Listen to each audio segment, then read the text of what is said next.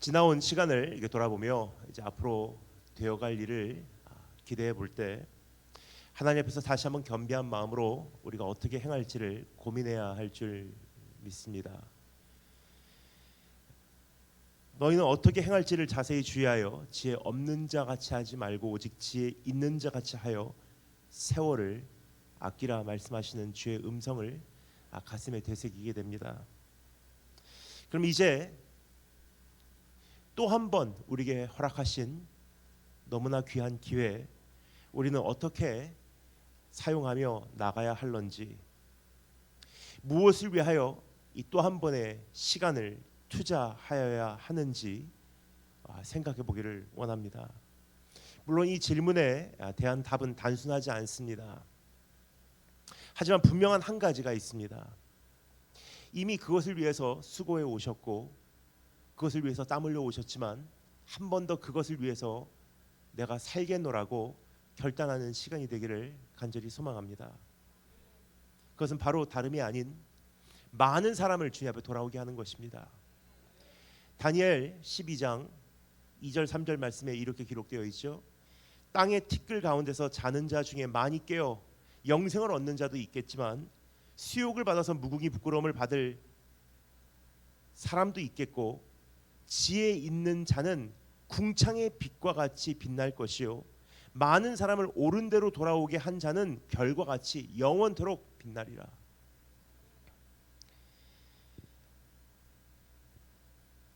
마지막 날 수치를 당할 사람도 있을 것입니다. 인생을 허비한 사람들입니다. 기회를 낭비한 사람들입니다. 하나님께서 나에게 맡기신 자원을 바로 활용하지 못한 사람들입니다. 그러나 어떤 이들은 영화를 얻습니다. 지혜 있는 자들, 즉 세월을 아낀 자들, 자원을 하나님을 위해서 극대화하여 사용한 자들, 그리고 많은 사람을 옳은 대로 돌아오게 한 자들인 것입니다. 오늘 본문 말씀에서 우리는 주님께서 그렇게 살아내신 것을 목격할 수가 있습니다. 주님은 짧은 3년이라는 공생의 사역 기간 동안 삶을 어떻게 불태우셨는지 우리가 이 말씀을 통해서 엿볼 수 있지 않나 생각이 됩니다. 주님이 달려가신 그 발자취를 우리가 본받으며 우리도 그러한 삶을 이제 다시 한번 살아내겠노라고 결단하는 시간이 되기를 간절히 소망합니다. 오늘 이 시간 이 본문 말씀을 통해서 주님의 사역과 주님의 마음과 주님의 부르심에 대하여 살펴보므로 우리는 주님 앞에 부끄러움이 없이 그날 설 수 있는 우리 성도 주예수교회 그리고 성도님 한 분 한 분 되시기를 주님의 이름으로 축원드립니다. 그래서 오늘 말씀 딱 세 가지만 나누어서 정리해 보도록 하겠습니다. 먼저 영어로 말씀드리고요, 그 다음에 한국말로 말씀드리도록 하겠습니다. 첫 번째, The action of the Lord, 주님의 사역. 두 번째, The heart of the Lord, 주님의 마음. 세 번째, The calling of the Lord, 주님의 부르심입니다. 이 세 가지 오늘 살펴보도록 하겠습니다. 그럼 첫 번째, The action of the Lord, 주님의 사역에 대해서 35절 말씀을 이번에 여러분께서 함께 읽어주시면 감사하겠습니다. 35절 한 목소리로 읽겠습니다. 준비하시고 시작.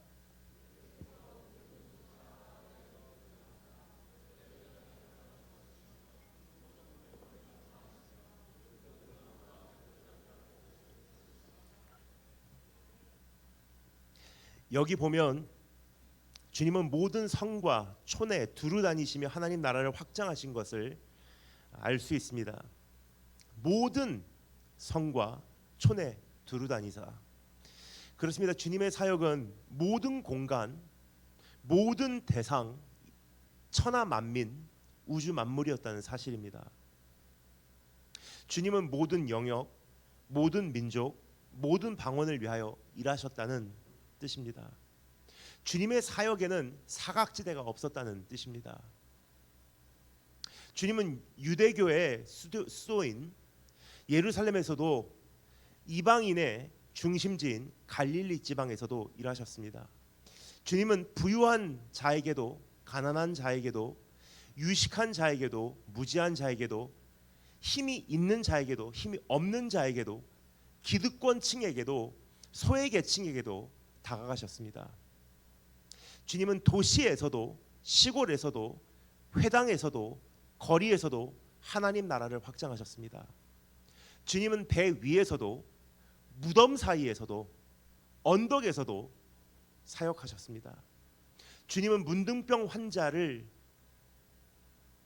고치셨고 혈류병으로 앓고 있는 여인의 그 병을 낫게 하셨고 중풍병 환자를 일으키셨고 눈먼 자의 눈을 뜨게 하셨으며 말 못하는 자의 입을 여셨습니다. 주님은 천하 만민을 위하여 인생을 거신 것입니다. 자, 그런데 현재 우리는 예수님을 제한하고 있는 공간, 대상, 영역, 민족, 방언 등등이 있지 않은지 스스로 한번 돌아봤으면 좋겠습니다. 지나온 8년간 우리가 다가가지 못한 대상이 있지는 않은지, 우리 안에서 단념하는 한 대상이 있지는 않은지, 저 사람들은 그렇게 쉽게 믿지 않을 거야. 거기는 절대 복음을 전할 만한 지역은 아니야. 우리가 복음을 전하지 않는 학교, 우리가 예수 그리스도에 대하여 말하지 않는 일터, 혹시 우리 자신이 그리스도 안에 속한 자라는 사실을 드러내지 않는 인간관계는 있지 않은지 한번 돌아보기를 원합니다. 주님은요, 모든 성과 촌에 두루 다니셨다는 사실을 기억하시고 오늘 다시 한번 우리의 그 복음의 영향력의 범위가 어디까지 미치는지 이것부터 우리가 점검하고 출발하는 것이 이제부터의 도약의 첫 걸음이라고 생각을 합니다. 주님은 이러한 천하 만민 사역을 다음과 같이 진행하셨습니다. 3중 사역으로 진행을 하셨죠. 첫 번째, 가르치셨다고 성경 기록하고 있어요. 저희 회당에서 가르치시며, 근데 우리가 일반적으로 이 가르치셨다 그러면 teaching, preaching, healing이라 그래서 주님께서 가르치시고 전파하시고 병을 고치셨다라고 우리가 알고 있기 때문에, 그러면 우리가 선교지 가서 여름 성경학교에서 그냥 아이들에게 성경 가르치고 혹은 교회에서도 그냥 성경 공부하고 정도로 이해를 해요. 하지만 여기서 말하고 있는 이 디다스코라고 하는 이 단어는 한 가지를 구체적으로 우리에게 암시해주고 있는 표현입니다. 천국에 대해서 소개하셨다는 뜻이에요. 천국 가치관과 천국 질서에 대하여 가르쳐 주신 곳입니다. 천국은 이런 곳이니. 그래서 주님께서 다음과 같이 말씀하시는 표현을 같은 오늘 본문 말씀과 같은 마태복음에서는 8번이나 기록을 하고 있습니다. 천국은 마치, 천국은 마치, 천국은 마치. 그러니까 주님께서 그냥 성경 공부 가르치신 정도의 차원이 아니었다는 거예요. 그들 마음속에 천국에 대한 그림을 그려주셨던 거예요. 천국은 마치 사람이 자기 밭에 갖다 심은 겨자씨 한 알 같으니, 천국은 마치 여자가 가루 서말 속에 갖다 넣어 전부 부풀게 한 누룩과 같으니라. 천국은 마치 밭에 감추인 보화와 같으니, 천국은 마치 좋은 진주를 구하는 장사와 같으니, 천국은 마치 바다에 치고 각종 물고기를 모는 그물과 같으니, 천국은 마치 품꾼을 얻어 포도원에 들여보내려고 이른 아침에 나간 집주인과 같으니, 천국은 마치 자기 아들을 위하여 혼인잔치를 베푼 어떤 임금과 같으니, 그리고 천국은 마치 등을 들고 신랑을 맞으러 나간 열 처녀와 같다 하리니. 그러니까 주님을 접한 사람들은요, 그 마음속에 천국에 대한 그림이 어느 정도 그려졌을 거예요. 그러니까 우리가 그 전도한다고 하는 것은요, 그들에게 천국에 대한 그림을 전해준다는 뜻입니다.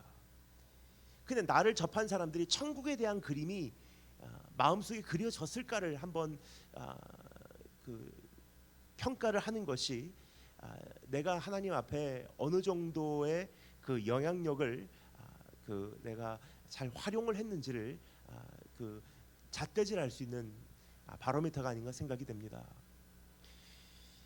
우리가 어떤 신도시, 특별히 송도 신도시 개발했던 때를 이렇게 돌아보면요, 이런 도시가 개발된다 하면서 이렇게 선전을 하죠. 그러면서 거기에 살게 될 주민을 모집하게 되는 것을 보게 됩니다. 이런 신도시를 우리가 곧 개발할 것입니다. 그리고 이곳에 살게 될 여러분을 모집합니다 하고 선전을 해요. 그 지역에 세워질 여러 가지 교육기관과 편의시설과 교통 인프라 등등에 대하여 브리핑을 합니다. 뿐만 아니라 어떠한 분위기의 동네가 형성이 될지에 대하여 홍보를 합니다. 아이들은 여기서 놀게 될 것이고 여기에 그 공원이 형성될 것이고 저녁에 해가 지게 되면 여기서 사람들이 가족이 나와서 산책하게 될 것이고 치안은 좋을 것이고 이 아파트 주민들은 참 행복하게 서로와 인사할 것이며 이제 그러면서 그 브리핑에 온 사람들 팜플렛을 통하든지 아니면 브로셔를 통해서 그 이제부터 형성될 자기네들이 들어갈지 모르는 그 도시에 대한 그림이 머릿속에 그려지는 거예요. 그곳에 대하여 꿈을 꿀 수 있도록 해주는 것입니다. 주님께서 하고 계신 것이 바로 이런 작업이었던 것입니다. 멸망할 이 땅이 아니라 영원한 천국에 투자할 것을 소개하고자 했던 것입니다. 천국은 마치 천국에서는 이런 사람이 위대한 사람이야. 천국에서는 어린아이는 이런 존재야 하고 천국에 대한 그림을 그들 안에 확실하게 그려준 거예요. 이것을 한마디로 요약해서 가르치시니. 그러니까 단순히 성경 공부시킨 차원이 아니라는 거예요. 그러니까 우리가 이제부터 하나님 앞에서 해야 될 사역이 무엇이냐? 천국에 대한 그림을 이웃에게 전하는 사역입니다. 근데 이게 가장 어려워요. 왜냐? 내가 성경 공부 가르친 것은요, 정보를 받은 대로 이웃에게 전달하면 되는 문제예요. 근데 천국에 대한 그림을 내 이웃에게 그대로 그려준다는 것은요, 그 마음에 천국에 대한 꿈이 피어나게 한다는 것은요, 내 자신이 천국 가치관을 소유하고 천국 질서대로 살아가는 천국 그림이 확실한 사람이 아니고서는 불가능하기 때문이에요. 그래서 오늘 이번 이 계기를 통해서 하나님 앞에서 내 안에 먼저 천국에 대한 그림이 확실해지고 천국 가치관으로 내 안에 모든 것이 다시 한번 뒤집히며 천국 질서로 내가 들어가시는 축복이 있으시기를 주님의 이름으로 축원드립니다. 자, 그런데 주님의 사역은 이것이 전부가 아닙니다. 전파하셨대요. 천국 복음을 전파하시며, 전파하시다라는 표현은 원어로 케루소라고 하는 단어입니다. 이것은 선포하다, 공포하다라는 뜻입니다. 즉 가르치시는 사역이 소개하는 것이라면, 그렇죠? 가르치는 것이 천국을 소개하는 것이라면 전파하는 것은 공개적으로 초청하는 거라고 이해하시면 돼요. 마태복음 22장 3절 말씀을 연상케 하는 표현입니다. 그 종들을 보내어 그 청한 사람들을 혼인잔치에 오라고 하였더니, 그러니까 왕의 부탁을 받고 이 종들이 가서 당신들을 초대합니다 라고 공포하는 거예요. 게루소. 특히 여기 보면 천국 복음을 전파하셨다고 합니다. 여러분, 천국은 무엇입니까? 죽으면 우리 이 육신을 다 벗어버리고 이 내 안에 있는 영혼만 날개를 치면서 하늘에 있는 어느 공중의 나라로 가서 사는 것이 천국입니까? 아닙니다. 어렸을 때 불렀던 노래 한 곡이 기억이 납니다. 돈으로도 못 가요 하나님 나라, 능으로도 못 가요 하나님 나라, 죽으면 가는 날 하나님 나라 아니에요. 천국은 거듭나면 지금 당장의 내 삶 속에 펼쳐지는 하나님의 통치 현실, 그게 천국이에요. 거듭나면 가는 나라 하나님 나라예요. 천국은 모든 하나님의 통치 영역인 것입니다. 하나님께서 다스리시는 모든 곳이라고 이해하시면 되겠습니다. 주님께서 내 가정에 왕으로 임하셔서 다스리시면 거기가 하나님 나라예요. 주님께서 내 기업에서 왕으로 임하셔서 다스리시면 거기가 하나님 나라예요. 내 삶에 왕으로 오셔서 다스리시면 내 삶이 하나님 나라예요.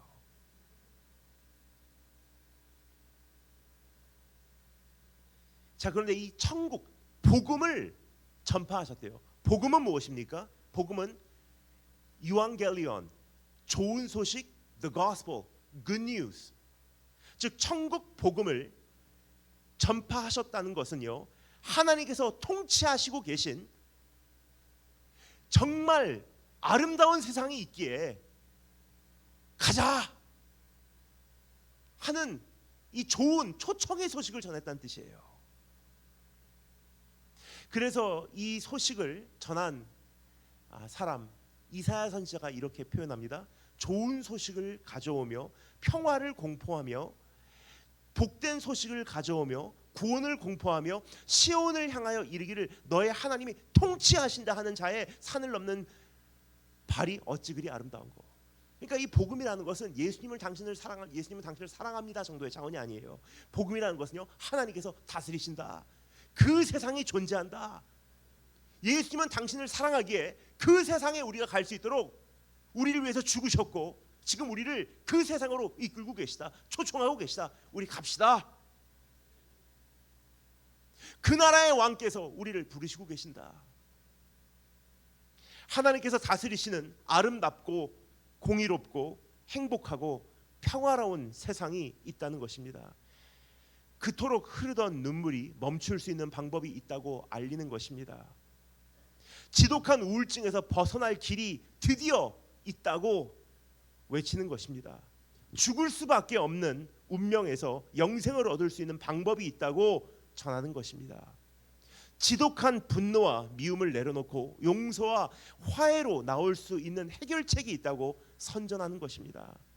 하나님께서 다스리신 세상으로 가자고 그들에게 손을 내미는 거예요. 그게 전파하다. 천국 복음을 전파하다. 근데 세 번째 사역이 있습니다. 가르치시고 전파하시고 온전케 하시는 사역이에요. 모든 병과 모든 악한 것을 고치시니라. 우리는 치유라는 개념을 매우 폭 좁게 생각하는 경향이 있지 않나 생각이 됩니다. 표면적으로는 질병의 치유가 부각이 되는 것은 사실입니다. 주님께서 문둥병 고치셨다. 말 못하는 자의 입을 여셨다. 눈먼 자의 눈을 보게 하셨다. 그래서 우리가 그 모습을 보면서 teaching, preaching, healing, 가르치시고 전파하시고 치유하셨다 그러면 우리가 성경 공부 가르치고 노방전도 하고 그리고 신유의 은사 무슨 집회 같은 걸 하면 그거라도 없으면 우리 차라리 의료 선교라도 하자. 그 정도로 우리가 선교를 이해하면 참 곤란합니다. 이미 살펴보았듯이 가르침은요, 천국에 대한 확실한 소개고요. 전파는요, 천국에 오라는 초청이에요. 그리고 여기서 말하는 이 치유라는 것은요, 육신의 치유에 국한되지 않습니다. 우리 조금만 생각해 보아도 주님의 치유는 단순하지 않았던 것을 알 수 있습니다. 예를 들어서 오늘 본문 말씀 바로 전장인 마태복음 8장에서 주님은 문둥병 환자를 고치실 때 충분히 말씀만 하셔도 치유하실 수 있었음에도 불구하고 주님은 그에게 손을 내미셨어요. 읽어드리겠습니다. 예수께서 손을 내밀어 저에게 대시며 가라사대 내가 원하노니 깨끗함을 받으라 하신데 즉시 그의 문둥병이 깨끗하여진지라. 문둥병 환자가 주님께 다가옵니다. 주님께서 원하시면 내가 치유받을 수 있습니다. 그러니까 원하시기만 하면 치유를 충분히 받을 수 있었던 거예요. 근데 주님께서 어떻게 하십니까? 원하노니는 두 번째 문제예요. 손을 내밀어 그를 만지셨대요. 그리고 원하노니 치유를 받으라. 이런 문둥병은요, 부정한 병입니다. 그래서 그 사람들은 절대로 사람에게 다가오질 않아요. 당시 문둥병 환자는 부정한 자로 낙인이 찍혀 사회로부터 완전히 격리되어 생활했습니다.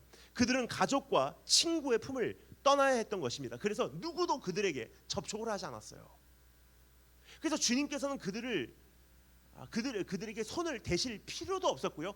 대시는 것이 오히려 이상했던 거예요. 그런데 왜 여기서 그들에게 손을 내밀어서 그들을 만졌다고 성경 기록하고 있을까요? 왜 주님은 굳이 그들을 만지셔야만 했을까요? 말씀 한마디로 치유하실 수 있었음에도 불구하고 그들은 모두에게 거절당해 격리된 생활을 하고 있었던 거로 그들은 언제나 거절감이 있었던 것입니다. 따라서 그들에게 가장 필요한 것은요, 육체적인 치유이기도 하지만 마음의 치유였던 것입니다. 주님은 그들에게 손을 대시며 이렇게 말씀하신 거예요. 나는 너를 거절하지 않는다. 다른 사람 다 버려도 난 너를 더럽게 생각 안 해. 그의 마음도 만져주신 것입니다. 마음을 만져주시고 육신을 치유해 주시고, 근데 거기서 끝나지 않습니다. 더 나아가서 그를 치유해 주신 후에 그에게 이렇게 말씀하세요. 제사장에게 가서 이 치유된 몸을 보이래요. 이것은 무엇을 의미합니까? 당시 그 문둥병 환자들은요, 문둥병이 걸리면 사회로부터 완전히 격리당하고 사회생활이 불가능해지는 거예요. 이제 사회의 일원이 아니라는 거예요. 성 밖에서 살았던 사람들이에요. 근데 제사장에게 가서 치유받았다는 사실이 이제 공적으로 증명이 되잖아요. 그러면 그때부터는 사회 복귀할 수 있는 권한이 생기는 거예요. 주님께서 그의 마음을 만지시고 그 육신을 치유하시고 제사장에게 가서 보이래요. ceremonially clean. 예식적으로 그들이 정하게 되었다는 것을 주님께서 공인을 찍어주시기를 원하셨던 거예요. 그 과정을 통과하면 어떻게 됩니까? 사회에 복귀가 되는 거예요. 사회적으로 회복이 된다는 뜻이에요.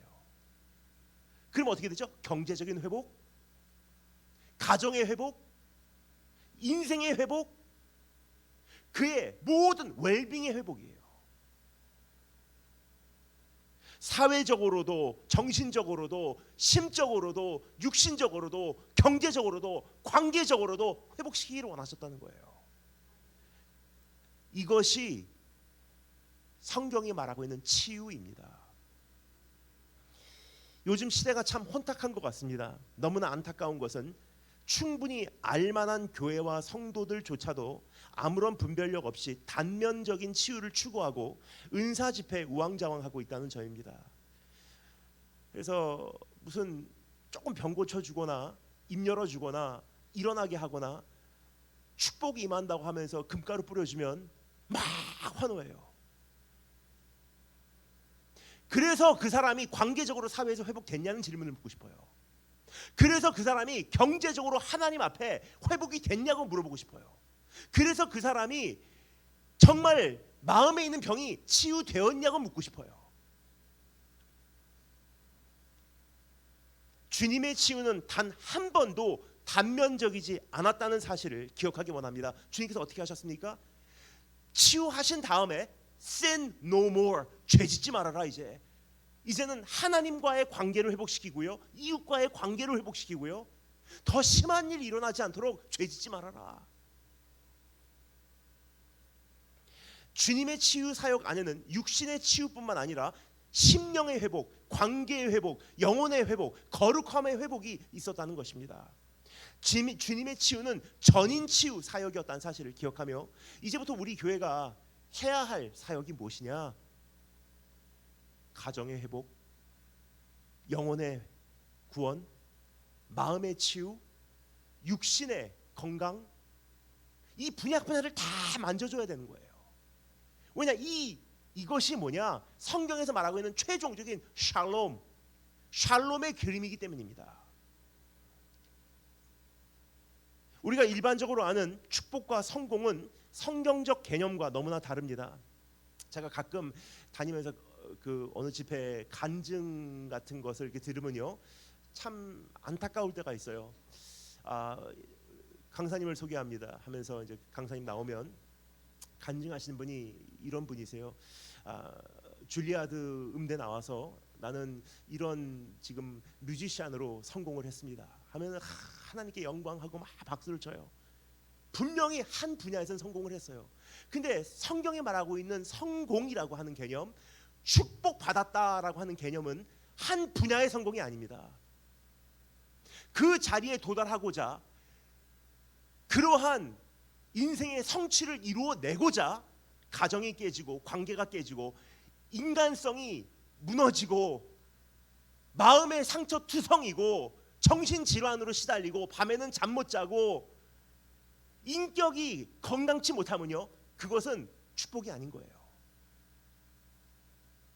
야, 하나님께서 정말 축복해 주시는 정말 성공한 의사 선생님을 소개해드리겠습니다. 한국에서 지금 제일 가는 surgeon, 참 그러한 유능한 이 수술 전문 의사 선생님이십니다. 간증을 하세요. 제가 이렇게 해서 하버드 나와서 의사가 되었습니다. 그럼 성도님들은 박수 치면서 은혜 받았습니다.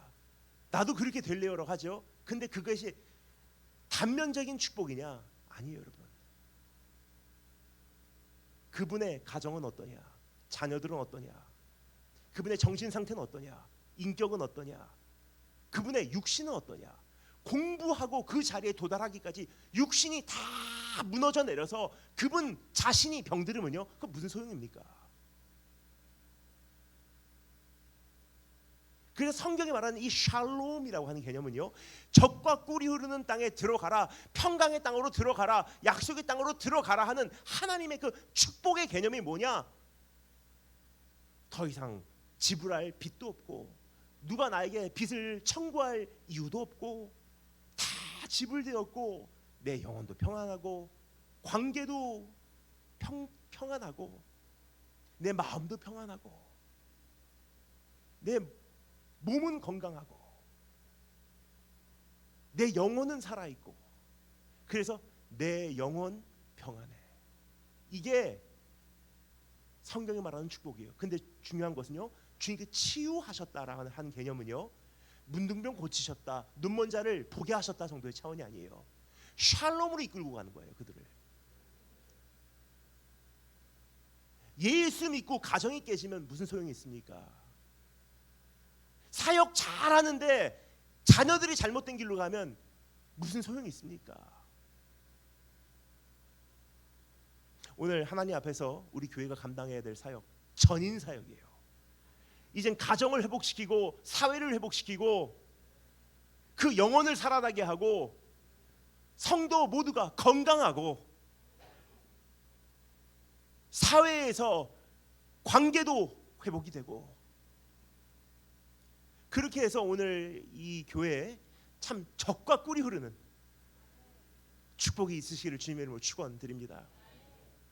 그럼 주님의 이러한 사역은 어디에 뿌리를 내리고 있었는지 잠시 살펴보도록 하겠습니다. 주님의 이러한 사역은요, 주님의 마음에 뿌리를 내리고 있었습니다. 주님의 마음에서부터 샘솟아 오른 사역들이에요.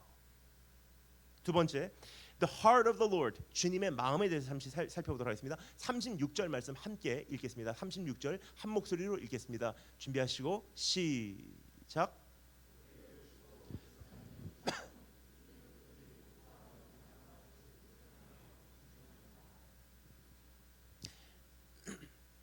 주님의 사역은 주님의 마음에서부터 흘러나온 것입니다. 주님의 마음에 대하여 잠시 살펴보도록 하겠습니다. 여기 보면 주님께서 무리를 보시고 민망히 여기시니라고 기록되어 있죠. 여기서 민망히 여겼다라는 표현이 있는데요. 이것은 원어로 꽤 긴 단어예요. 에스플란키네스라고 하는 표현입니다.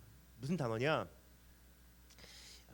마음이 그에게 그들의 고통이 내 마음에 왔다는 뜻이에요. 너의 통증이 내 마음에 전달되었다라는 표현입니다.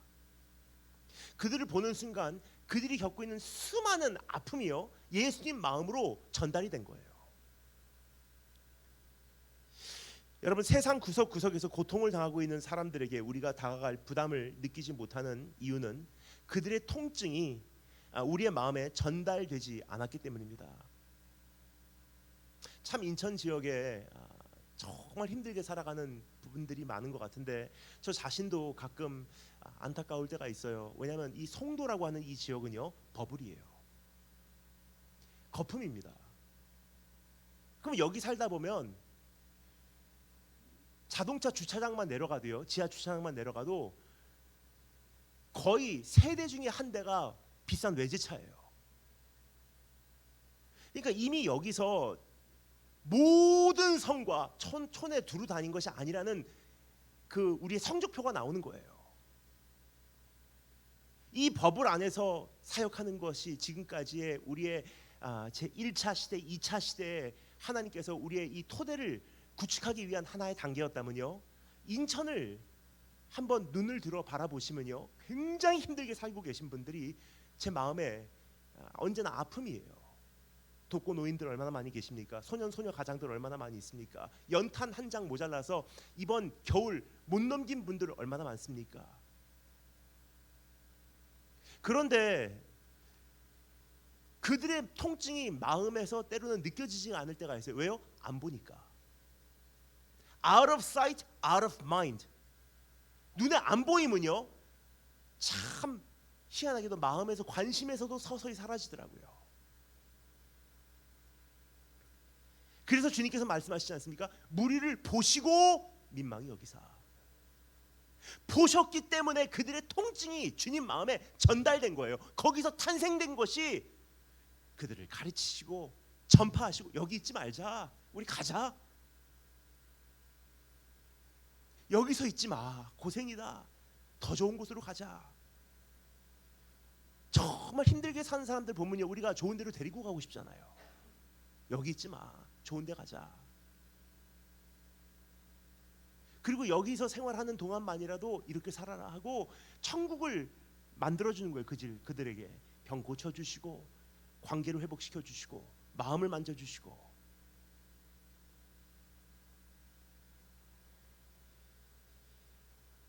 그렇습니다. 민망히 여기면 봄에서 비롯되는 것입니다. 가지 않으면 보지 못하고, 보지 않으면 그들의 통증도 아픔도 필요도 슬픔도 알 길이 없으며, 그들의 통증을 알지 못하면서 무슨 부담과 사명과 책임을 느낄 수가 있겠습니까? 더 나아가 어떠한 부담 없이 어찌 주님을 섬길 수 있다고 생각하십니까? 자, 그럼 그들은 도대체 어떠한 상태였길래 주님은 그들을 민망히 여기신 것일까? 여기 보면요, 이는 목자 없는, 저희가 목자 없는 양과 같이 고생하며 유리함이라라고 기록되어 있어요. 그러니까 그들은 고생하고요, 유리한 상태였던 거예요. 근데 고생하다 그러면 우리 말로는, 우리가 일반적으로 이해하기로는 그들이 힘들게 살았구나 정도로 생각을 해요. 근데 여기서 말하는 이 고생하다라는 단어를 영어 성경에서는요, harassed라고 번역이 되어 있는데 우리 말로나 영어 이 표현으로나 사실 번역이 잘못됐습니다. 이 원어를 우리가 잘 표현할 수 있는 방법은 없어요. 하지만 여러분의 이해를 돕기 위해서 성경에서 말하고 있는 이 고생하다라는 단어를 그나마 제가 잘 설명을 드린다면 이런 뜻입니다. 반복되는 어떠한 상황을 통하여 발생하는 무기력함, 좌절감, 무능력함, 우울함, 패배감 등등을 나타내는 단어예요. 고생하다. 반복되는 현상. 예를 들어 끊임없이 반복되는 일상 속에서 발생하는 수고와 피로감, 다람쥐 쳇바퀴 돌리듯 살아가는 인생 속에서 쌓여가는 무기력함, 좌절감, 무능력함, 우울함, 패배감, 지속되는 고난 속에서 메말라가는 영혼과 심령, 숨 돌릴 여유도 없이 밀려오는 가정의 문제, 직장의 문제, 건강의 문제, 자녀의 문제, 경제적 문제 등등으로 인하여 강팍해지기만 하는 나의 심령. 이러한 상태를 향하여 고생하다라는 표현을 사용하고 있어요. 마치 계속 망치로 두들겨 맞는 그러한 상태를 이야기하고 있는 거예요. 매일 출퇴근 가서 머리 숙이고 수치당하고 고생하고, 퇴근하고 집에 와서 피곤한 몸 이끌고 들어와서 밥 먹고 자고 그 다음날 아침에 일어나서 또 출근하고 그것을 1년, 5년, 10년 하다 보니까 그 마음의 순수함 다 사라지고 어느 사이에 내 마음이 강팍하게 굳어 있는 거예요. 이것을 성경에서 말합니다. 고생하다. 혹은 똑같은 문제로 지금 5년, 10년, 30년째 씨름하고 있어요. 사라지지 않는 이 질병, 사라지지 않는 어떠한 장애 때문에 정말 오랫동안 눈만 뜨면 그 문제 가지고 씨름하는 거예요. 그 사이에 내가 갖고 있었던 모든 기력은 다 상실되고요. 완전히 탈진 상태. 이것을 성경에서 말합니다. 고생하다. 이러한 통증이 주님의 마음에 전달된 것입니다. 근데 그들은 또 유리하였대요. 주님은 그들의 유리함을 보셨다고 합니다. 근데 유리함이란 영어 dispersion, scatter, diaspora라는 것이 정확한 표현입니다. 흩트다라는 의미가 담긴 단어입니다. 즉 완전히 무기력하고 무능력해진 상태를 의미하는 것입니다. 완전히 망한 상태를 의미하는 것입니다. 여러분 이스라엘 백성이요 끊임없이 침범을 당했어요. 근데 항상 그 전쟁을 하고 죽임을 당하고 성읍이 불탄 다음에 마지막 최종 단계가 무엇이냐? 포로로 끌려간 사람들 다 포로로 끌려간 다음에 최종적인 단계가 무엇이냐? 디아스포라예요. 이제는 재건할 수 없는 상태, 일어날 수 없는 상태, 회복이 불가능한 상태인 거예요. 스스로는 구원할 수 없는 상태를 의미하는 것입니다. 주님은 그런 우리를 민망히 여기셨다고 합니다. 그럼 고생하며 유리한 이들은 우리 주변에 어디에 있는 것일까? 우리가 진짜 이제부터 다가가야 될 사람들이 고생하고 유리한 사람들, 그들을 민망히 여기고 우리 안에서 탄생돼야 되는 것이 티칭, 프리칭, 힐링의 사역이라면, 이제 그것이 교회가 감당해야 될 역할이라면 고생하고 유리한 사람들은 어디에 있는 것일까? 여러분 온 세상의 구조와 제도가 우리가 고생하며 유리할 수밖에 없는 형태라는 사실을 말씀드리고 싶습니다. 이것은 죄로 인하여 이 땅에서 우리가 처한 운명입니다. 그래서 창세기 3장에 보면 이렇게 기록되어 있죠. 아담이 죄를 졌을 때 하나님께서 이렇게 말씀하십니다. 아담에게 이르시되 네가 내 아내의 말을 듣고 내가 네게 먹지 말라 한 나무의 열매를 먹었은즉 땅은 너로 말미암아 저주를 받고 너는 네 평생에 수고하여야 뭐죠? 반복되는 일상 속에서 고생하여야 그 소산을 먹으리라. 네가 흙으로 돌아갈 때까지 너는 고생할 것이고 얼굴에 땀을 흘려야 먹을 것이니 네가 그것에서 취함을 입었느니라 하고 쫓겨냄을 당했어요. 뭐죠? 유리한 거예요. 그때부터 우리의 이 세상 제도와 세상 질서와 세상의 모든 현실은요 우리로 하여금 다 고생하고 유리할 수밖에 없는 현실을 우리에게 가져다주는 것입니다. 즉 이것이 세상의 구조와 제도입니다. 그러므로 세상 어디 가나 이 현실은 같을 수밖에 없는 거예요.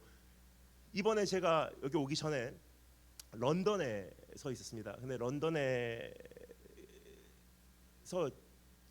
이제 집회 마치고 이제 다른 집회 장소로 이렇게 이동하는 가운데 굉장히 좋은 그 지역을 이렇게 지나갔어요.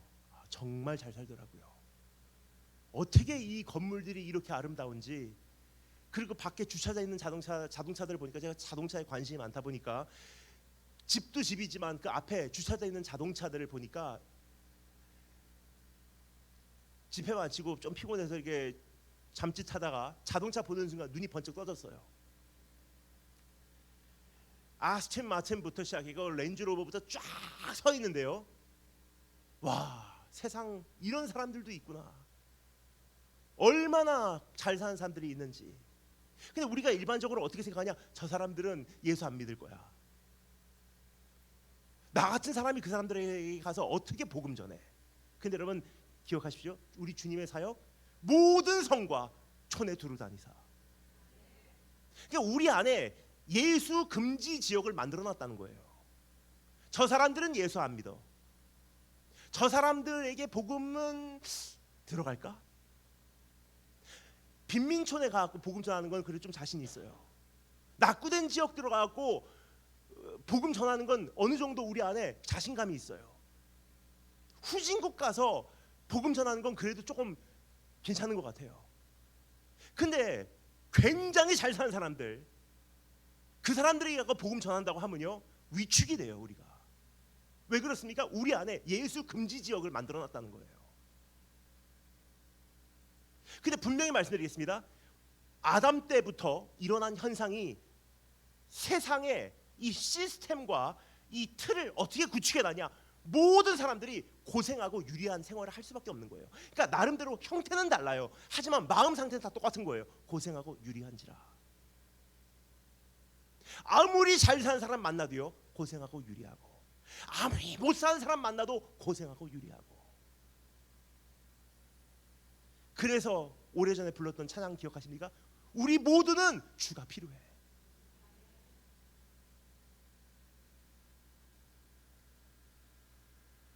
부자라고 고생하지 않는 것이 아니라는 뜻입니다. 선진국에 산다고 유리하지 않는 것이 아니라는 뜻입니다. 사회적 기득권자라고 행복한 것이 아니요 이상적인 직업을 가지고 있다고 성공한 것도 아니라는 뜻입니다. 그래서 이제 우리가 성도 지금까지 잘 감당해 오셨지만 여기서도 우리가 지금까지 아웃리치 하지 못한 사람들에게 복음을 가져가기를 원하고요. 뿐만 아니라 또 눈을 들어 인천에 참 많이 낙후된 지역들을 이 교회가 찾아가 주시면 정말 좋을 것 같아요. 그래서 주님은 모든 성과 촌에 가실 수밖에 없었던 것입니다. 고생하며 유리한 이들은 회당 안에 있었고 회당 밖에 있었기 때문입니다. 예루살렘 안에 있었고 갈릴리에 있었기 때문입니다. 교회 안에 있고 교회 밖에 있는 것이 고생하고 유리한 자들이에요. 한국에 있고 아프리카에 있고 미국에 있고 유럽에 있고 동남아시아에 있고 온 세상에 있는 사람들이 다 고생하고 유리한 사람들이에요. 그래서 주님은 오늘 우리를 부르시고 계십니다. 다시 한번 교회를 일으키시고 계십니다. 주님의 음성을 우리 한번 오늘 우리를 부르시는 그 음성을 들어보기를 원합니다. 마지막 세 번째, The calling of the Lord. 주님의 부르심에 대해서 우리 한번 37절부터 38절 말씀 읽어보도록 하겠습니다. 37절 38절 시작.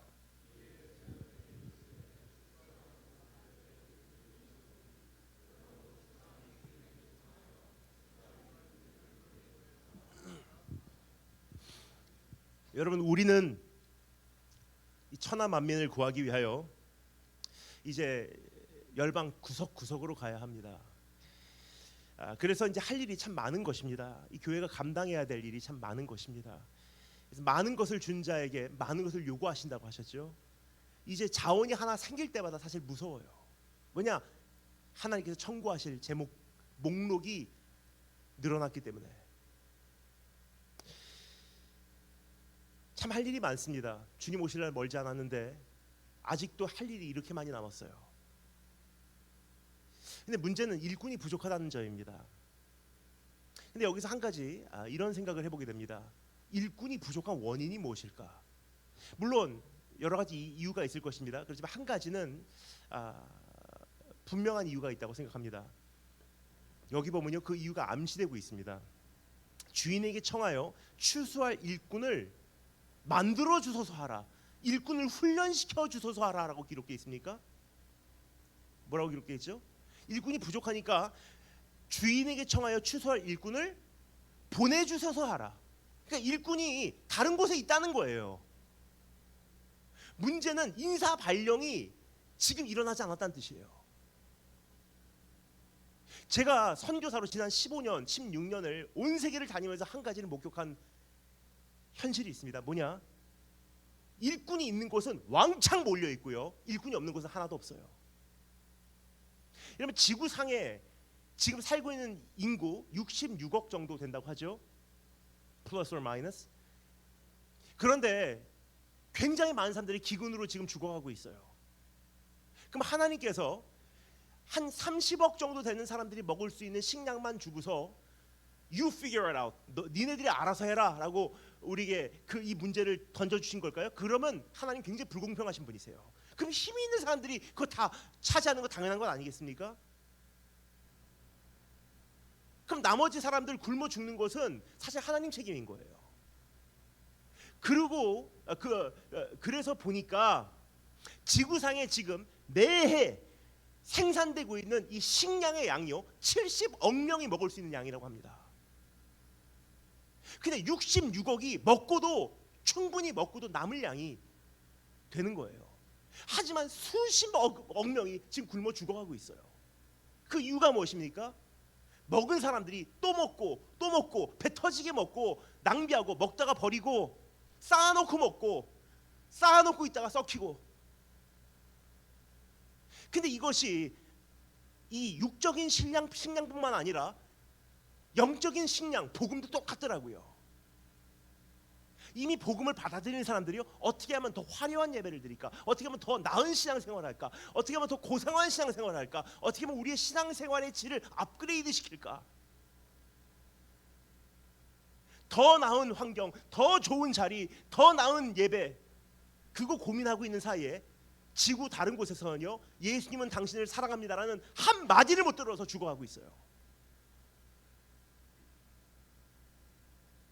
일꾼이 많은 곳, 복음이 이미 들어간 곳, 교회가 있는 곳, 사역자가 남아 도는 곳은 거의 같은 곳에 뭉쳐 있더라고요. 근데 없는 곳은 진짜 없는 거예요. 근데 참 희한한 것은요 최근에 졸업하는 신학생들조차도요 졸업한 다음에 거기 갈 생각은 안 하고 어떻게 하면 여기서 취업할 생각을 하는 거예요. 최근에 젊은 선교사들이 나오질 않고 있어요. 그래서 주님께서 말씀하십니다. 일꾼이 부족한 날이 온다는 거예요. 지금 추수의 날 일꾼이 부족하다. 그럼 뭐라고요? 아버지께 기도하여 주인에게 기도하여 일꾼을 보내어 주소서 하라. 재배치 시켜달라는 거예요. reshuffle, 이 일꾼을 재배치 시켜달라는 거예요. 뭉쳐있는 곳에서, 복음이 많은 곳에서, 왕성한 곳에서 없는 곳으로 유통시켜달라는 거예요.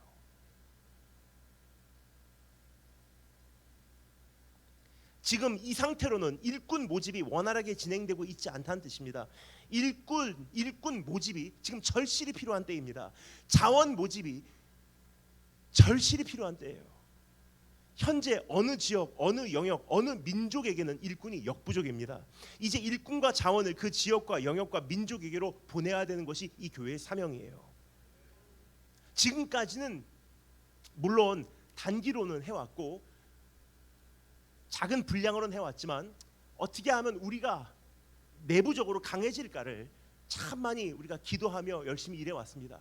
물론 성도 땅도 우리 교회를 통해서 많이 축복받았지만, 하지만 이제부터 교회에 많은 관심이요 이제 우리가 축복받은 만큼 이제 온 세계로 우리의 축복을 나누어 줄 수 있는, 흘려보내는 그러한 유통 중심으로 하나님께서 들어 쓰시기를 주님으로 축원드립니다. 수많은 일꾼으로 지금 수많은 일꾼들이 부족한 시대, 한 가지 또 큰 문제는요 일꾼이 스스로를 일꾼으로 자각하지 못하고 있는 것도 문제예요. 이들은 주인께서 자기를 부르시고 계신 음성을 듣지 못하기 때문입니다. 그래서 오늘 이 교회 안에서 지금까지는 visitor, 그냥 다녔던 분들이 계세요. 하지만 오늘 이 계기를 통해서 나도 일꾼이다 라고, 임직이 아니더라도, 임직식이 아니더라도 이제 나는 방문객이 아니라 나는 이제 일꾼입니다 하고 일어나시는, 주님께서 여러분을 임직으로 임명하시는 그러한 새로운 결단의 기회가 되기를 주님의 이름으로 축원드립니다. 일꾼이 부족하면 어떻게 하라고 주님께서 말씀하십니까? 그러므로 추수하는 주인에게 청하여 추수할 일꾼들을 보내어 주소서 하라 하시니라. 주님께 일꾼을 보내어 달라고 요청하는 것입니다. 그러면 주인은 일꾼을 보내어 주신다고 합니다. 왜냐? 주인은 바로 세상을 민망히 여기시고 계신 하나님 자신이기 때문이에요. 그러니까 하나님은 지금 어떻게 하면 일할 수 있을까를 기다리고 계세요. 어떻게 하면 세상을 바꿀까를 고민하고 계세요. 일할 자들을 지금 찾고 계십니다. 세상의 고생함을 보시며 민망히 여기신 하나님, 세상의 유리함을 보시며 민망히 여기신 하나님, 그분의 마음을 공유한 사람을 찾고 계십니다. 여러분, 지금 대한민국 심각해요, 문제가. 그래서 이제는 대한민국에 있는 수많은 우리 젊은 목사님들, 전도사님들이 사생결단하지 않으면 저는 사역하지 않는 게 낫다고 생각해요. 3만 원 정도면요, 단돈 3만 원 정도면 마약 살 수 있어요. 이제는 고등학교 1, 2, 3학년짜리들이요, 공부한다고 아빠에게 오피스텔 하나 공부방으로 얻어놓고서요, 거기서 어른들 채용해서 마약 딜러로 가서 판매시키고요, 자기는 거기서 마약 카르텔 꿈꾸고 있어요. 블랙 웹, 인터넷 접속해서 마약 구매해서요, 청소년들이 지금 마약 쉽게 구매합니다. 그뿐입니까? 최근 60명이 호텔 클럽에서 검거됐는데, 마약 환각 파티 하다가 60명을 동시에 체포했는데 알고 보니까 60명 남자 전체가 다 에이즈 양성 판정이에요. 그 중에 공무원도 있었고요, 코레일 직원도 있었고요. 이게 여러분 지금 우리가 살고 있는 대한민국 현실이에요. 그럼 이런 현실 속에서 프로그램 돌리고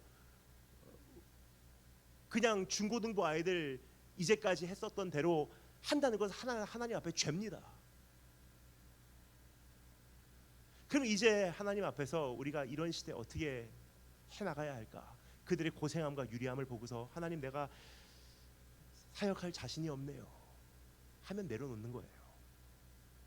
하지만 한 번만 나를 들어 써주신다면 내 생명 바치겠습니다 한다면 하나님께서 일꾼으로 사용해 주시는 것이 정말 간절한 제 소원입니다. 정치가들 이 해결 못해요. 이거 사회 어떤 기관도 지금 이 사회에 병 들어가는 이 문제 해결 못합니다. 하나님께서 이 세상에 주신 유일한 소망이 교회인 거예요.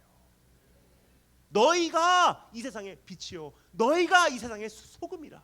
근데 문제는 소금이 너무 오랫동안 맛을 잃어버렸기 때문에 세상이 썩어버린 거예요. 세상이 이렇게 된 거 교회 책임이에요, 여러분. 교회가 썩어가는 이 동안 세상이 여기까지 악화돼 버린 거예요. 그러면 이제 깨어있는 교회라도 일어나서 죽어가는 세상 살려야 되지 않겠습니까? 우리 교회가 중요한 것이 아니에요. 이제는 눈을 들어 밭을 보라. 이 추수의 날 얼마나 구원할 사람들이 많습니까? 필리핀, 네팔뿐만 아니라 이제는 중앙아시아, 타지키스탄, 키르기스탄, 아프가니스탄, 아프리카에는 얼마나 많은 나라들이 있습니까? 누가 하겠습니까? 어떤 자원을 보낼 수가 있겠습니까? 오늘 이 본문 말씀에 사용되는 이 추수라고 하는 단어 있잖아, harvest. 추수라는 단어, 이 단어가 마태복음에 딱 2번 사용됩니다. 한 번은 이 본문이고 또 한 번 사용되는 곳이 있습니다. 그것은 마태복음 13장이에요. 오늘 이 말씀에서는 추수는 복음 증거를 통하여 맺혀지는 결실을 가리키고 있고요. 근데 마태복음 13장에서는 마지막 날 하나님께서 천사들을 보내어 곡식과 가라지를 가르치는 작업을 하신다고 하는 이 대목에서 추수라는 이야기를 하셔요. 추수 때에 주님께서 추수꾼들 천사들에게 말하시기를, 가라지는 먼저 거두어 불사르게 단으로 묶고 곡식은 모아 주님의 곡간에 넣으라고 말씀하신다고 합니다. 그렇습니다. 최종적인 추수, 그것은 산자와 죽은 자를 가르는 하나님의 심판을 의미합니다. 근데 마태복음에 이것이 이 첫 번째 추수와 두 번째 추수가 딱 이 기둥을 이루고 있어요. 축을 이루고 있습니다. 지금 추수 때다, 복음 전해라. 지금 어떻게 추수하냐에 따라서 마지막 날 그들의 운명이 정해진다는 거예요. 가라지냐 알곡이냐, 가라지냐 알곡이냐. 여러분, 수많은 이들의 그날의 운명은 오늘의 추수에 달려있다는 사실을 말씀드리고 있는 거예요. 오늘 우리가 이 추수의 때 교회로서 어떻게 해야 할까? 죽어가는 청소년들, 이 지역 사회의 수많은 청년들, 인천 땅에 살고 있는 수많은 참 소외된 분들,